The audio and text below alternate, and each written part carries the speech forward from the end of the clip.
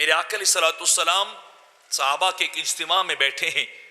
تو آپ نے ارشاد فرمایا الا انبئکم بخیارکم، میں تمہیں بہترین لوگوں کی بات نہ بتاؤں، سب سے اعلیٰ اور بھلے لوگوں کے بارے میں نہ بتاؤں کہ جو سب سے عظیم لوگ ہیں؟ تو صحابہ کرام نے عرض کی کیوں نہیں حبیبی یا رسول اللہ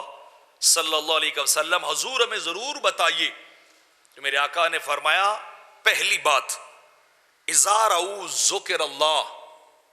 فرمایا اللہ والے اور سب سے اعلیٰ لوگ وہ ہیں جب دیکھا ان کو جائے خدا یاد آ جائے، ان کی زیارت کی جائے، ان کے مکھڑے پہ نظر جائے، ان کی مجلس میں بندہ جائے، ان کی محفل میں جائے اور جا کے بیٹھے اور ان کے چہرے کو دیکھے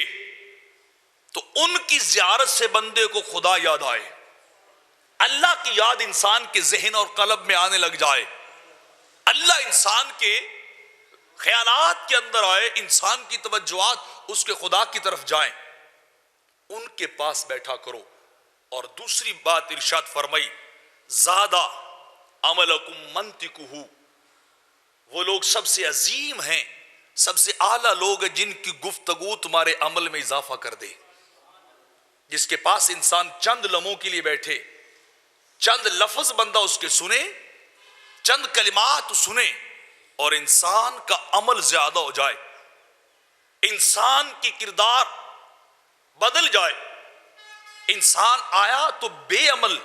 اور اس کے پاس بیٹھا تو عمل والا ہو گیا، جس کے پاس بیٹھنے سے میرے دل کے خیالات بدل جائیں، جس کے پاس بیٹھنے سے میری فکریں تبدیل ہو جائیں، میرے آقا فرماتے ہیں وہ سب سے اعلیٰ لوگ ہیں۔ اور تیسری بات ارشاد فرمایا ذکرکم الآخرۃ عملہ، کہ اس کا عمل تجھے اپنی آخرت یاد دلا دے، تجھے تیری قبر اور تیرا محشر یاد دلائے،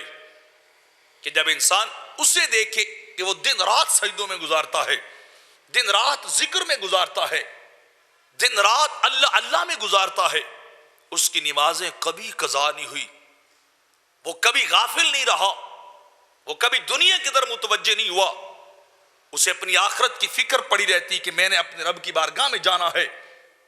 تو فرمایا اس کے پاس بیٹھا کرو، وہ بہترین دوست ہے، وہ بہترین انسان ہے، اس کی مجلس اختیار کرنے کے قابل، بیٹھنے کے قابل ہے، کہ جس شخص کی کا عمل ہمیں ہماری آخرت اور قبر کو یاد دلانے والا ہو۔ فرمایا یہ دنیا کے بہترین لوگ ہیں جن کا یہ معیار رب کائنات نے جو ہے بنایا ہے۔